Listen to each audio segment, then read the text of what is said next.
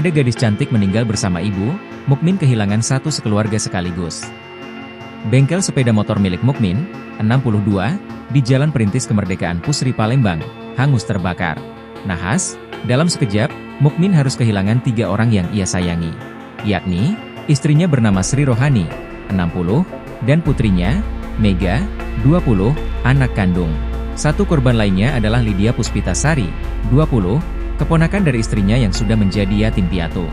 Api yang cepat membesar membuat orang yang berada di dalam bengkel kesulitan untuk keluar rumah. Untuk mengevakuasi korban, harus menjebol dinding tembok berada di sisi kiri bangunan rumah bagian atas dan bawah rumah.